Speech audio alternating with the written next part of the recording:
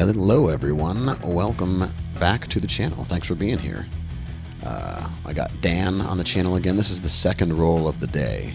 As you can see, I had the gi on before, but now we've shed the gis and we're doing it no gi. So Dan pulls guard. We were just kind of we weren't really hand fighting there at the beginning. We're just kind of laughing and talking. This is, like I said, this is probably the last roll of the day. Everyone else I think has stopped, has already left the mats because they're exhausted. So we're not trying to murder each other. I'm mostly, a lot of the time I have my eyes closed during this roll. I'm trying to kind of just feel the connection and use my base to control Dan most of the time. I'm not trying to, super murder him or anything. Someone commented on the previous videos something like, "What am I watching?" And I don't know what they meant, but I mean, if you don't want to watch people do jiu-jitsu, you can watch other videos. That's totally fine. Anyway, so I'm just using my base. If you see right here, one of the things that's happening is my thigh is, while we're in side control here, is preventing Dan's leg from coming in. Now he does a nice job of escaping here, I think. But that's just one thing, like one small detail. Like the top of my thigh here is really inhibiting. It's just keeping enough, or not enough space, just not enough space for him to get his knee in there. But he does a nice little spin out there.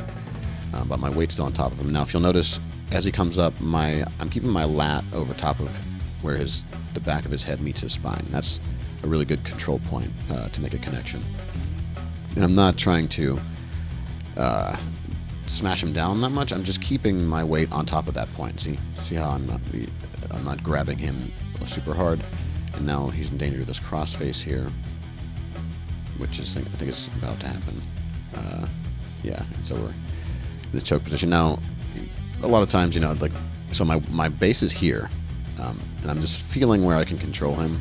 I could finish this if I really wanted to, if I wanted to bring this hand through and break his posture down, straight down, and it's like a choke and a neck crank. If it's pretty bad. But again, we're not trying to murder each other. I'm trying to feel how I can control my partner.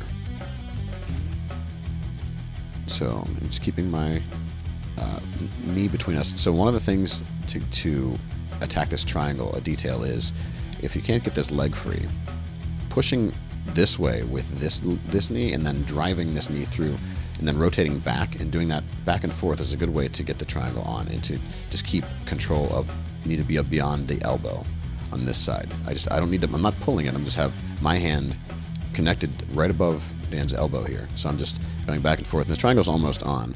But again, I'm not trying to super murder Dan right now, so I'm just kind of helping him, or like letting him feel where the escape is. And so I'm connected to the mat here. That's what doesn't allow him to pass my guard with that slide by pass, or Toriando pass, or whatever that was. We'll go back a second. So you'll notice I didn't move because I was connected to the mat, and then I did because I was only connected to Dan, and then I disconnected myself from the mat. So my hands were on the mat as I wanted to have my legs disconnected from him, but then as he moves, I follow him by maintaining the connection to him and breaking my connection to the mat.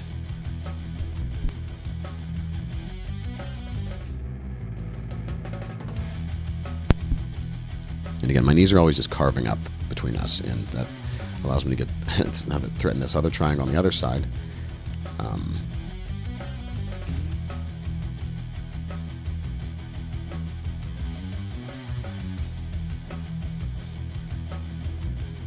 So I'm keeping myself safe by making sure that even though Dan has his leg on my shoulder, there's enough space to carve my hand back in there. So that's what I did.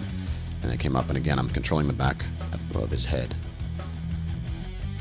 And there's another one of these pull and peel situations. The twist you can't resist.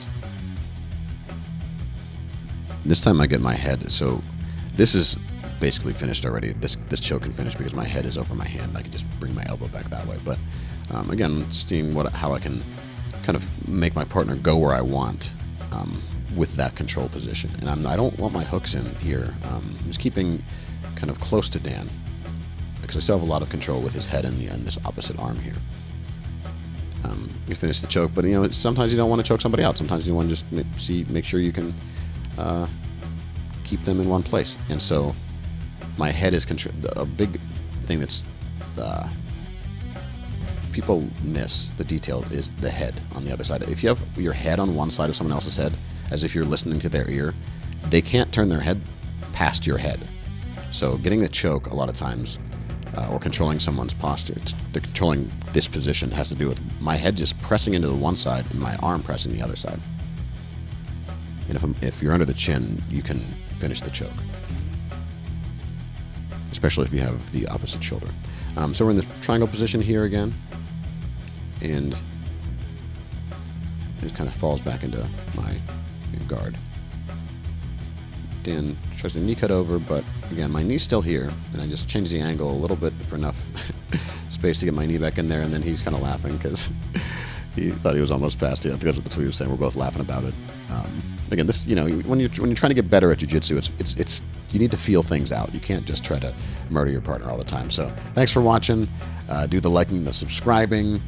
Check out the Radical store, and calm down and train.